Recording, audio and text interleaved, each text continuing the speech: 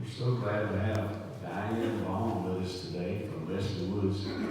So, Diane, we're going to let you come and present your.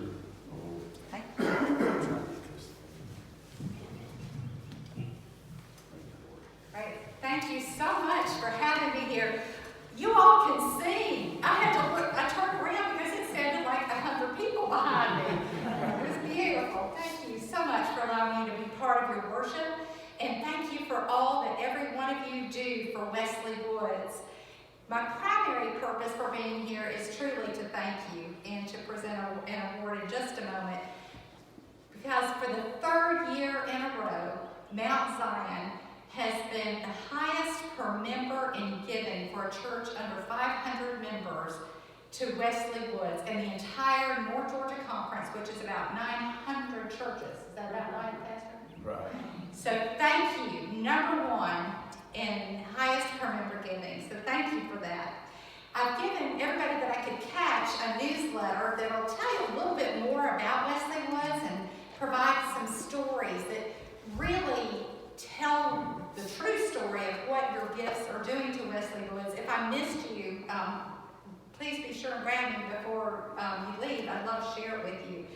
But Wesley Woods was founded by visionary leaders of the United Methodist Church. In the early days, most pastors lived in parsonages, so when they moved to churches, they didn't have their own home. So when they retired, there really was nowhere for them to go. So that was originally how we started. It was affordable housing for pastors, and then it grew into affordable housing for older adults. And today there are 10 Wesley Woods communities throughout North Georgia, and just over 1,800 residents in those 10 communities. We've got 21 centurions, and I know 3 of them, a 105-year-old, a 104-year-old, and a 103-year-old. And all of our communities together, we have an average age of 82, and 88% of our residents are women.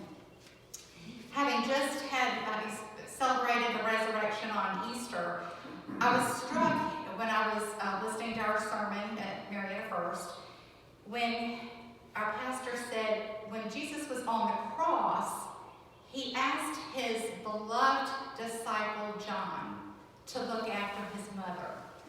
And when you look through Scripture, you see a lot of references to taking care of your mother or widows or others. Jesus wants us to take care of the people that he took care of, the people that he loved. And that's what you do when you give to Wesley Woods. Specifically, your gifts fund 3 basic things. First and foremost, financial assistance for housing and meals. I mentioned centurions and an average age of 82. Many of these have saved all their lives, but they have simply outlived their resources. Some come to Wesley Woods having been homeless or having absolutely nowhere to go. And your gifts ensure that these older adults can live in a great community and thrive. And that's what we are about, but that's what your gifts do. And sometimes they can afford their rent, but they can't afford the meals. So again, your gifts fill that gap. We experienced a lot of change during the pandemic, as did everyone. A lot of our older adults have adult children who help pay their rent, but a lot of those adult children lost their jobs during the pandemic and were no longer able to help their parent or parents. So again, your gifts helped fill that gap so that we didn't have to have any resident leave their Wesley Woods home. Your gifts also fund chaplains in each of our communities. These chaplains had their biggest challenge year of ministry ever. I think you would agree with that. I think all of our pastors did. But we had to isolate for safety. Families could not come in, our residents could not leave because before the vaccine, we could not risk. And fortunately, because of the great leadership in each of our Wesley Woods communities, we had a very low infection rate. But isolation can be devastating. So our chaplains filled that gap. Where we had the technology, we were able to do virtual worship services.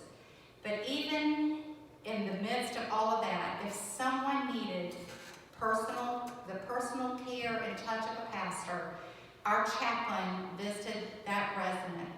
On Easter last year, our chaplains went into the hallways and did an Easter service on each hallway so that everyone could hear the good news of Easter. That took about 6 hours at one of our communities, repeating the same service for each hallway on each end of the building. These chaplains also provided a lot of grief support, just natural attrition. As I said, we had a very low incidence of COVID, which is wonderful, and we had 2 deaths, both out of our independent living communities. But just the natural aging and the deaths that we have, again, families could not get to their loved ones. So our pastors did stand in the gap again, and they have also provided virtual memorial services. And one story I'd like to share with you was a friend, her name is Martha, 105 years old when she passed away. But Martha loved to sing. She led our worship services at one of our Wesley Woods communities. And when she was on her deathbed, her granddaughter came to see her, and her granddaughter had as beautiful a voice as Martha. But her granddaughter was so taken with emotion, she just couldn't sing. So she called on our chaplain, Susan Amick, who has a beautiful voice, and said, "Can you come sing to grandmother?" So Susan came in, and she just sang hymn after hymn while her granddaughter sat by her grandmother's side. Then it came time for the granddaughter to catch her plane. So Susan just kept singing until Martha went to sleep that night. It was her last night. But that's the beauty of a chaplain, standing in the gap for these families that couldn't be there, but also providing spiritual support and grief support. And now we're back to Bible studies again and in-person worship as you are. And I think you would agree it makes such a huge difference. The third bucket of what your gifts provide are wellness nurses and wellness programming. Again, during the pandemic, if you're isolated in your room, we had to stop the group activities where we could help keep their bodies strong. We were challenged. So every day we provided exercises virtually when we could, but again, some of our communities just didn't have the technology to do that, or some of our residents didn't have it. So we provided written instructions and would go door to door asking if they had questions about how to do those exercises.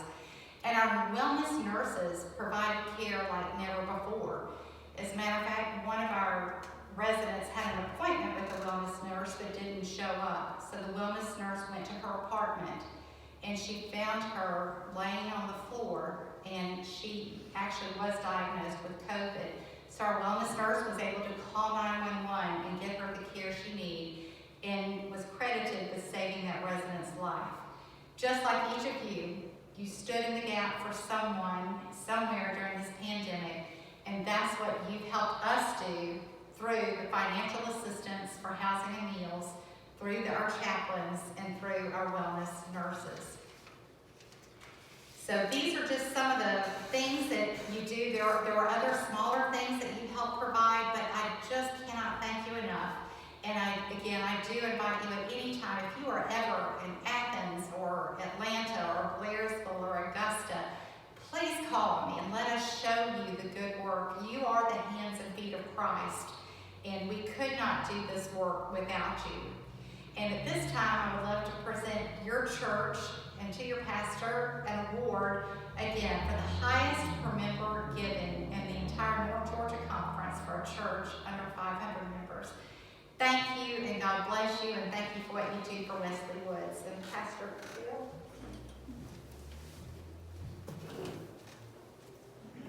It says, presented to Mount Zion United Methodist Church, highest per member giving in the North Georgia United Methodist Conference under 500 members. Thank you so much.